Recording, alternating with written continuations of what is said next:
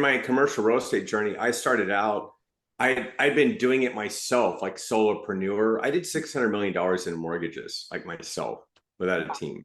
It took Yeah. 20 years. I mean, it sounds like a lot, but it was spread over a long period of time. You got to remember that.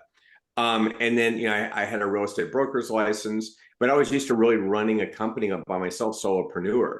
So when I Mhm. originally had commercial real estate, they were talking about networking and building a team. And I was kind of like, oh, I don't know. I want to try to keep it as small as possible. I want to keep control of everything.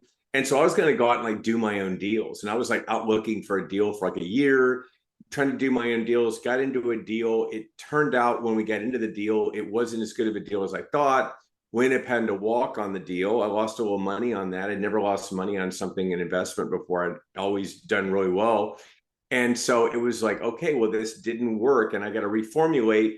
And one of the people I was trying to get help me on that deal, what happened is it was a huge failure. I thought, well, this deal went out and I had to return investor money. They didn't lose a penny, but it was a big failure for me.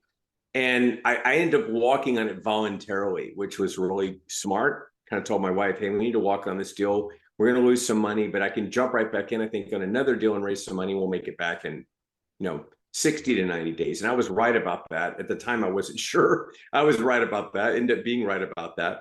But what was interesting was one of the people I met during that process of trying to buy that first deal, Mhm. he heard like, hey, this thing blew out. And he called me about 2 weeks later, just out of the blue. He was like, hey, I've got a 296 unit under contract. How would you like to be a general partner and help me raise some money on this property? And I was like, sure, 100%.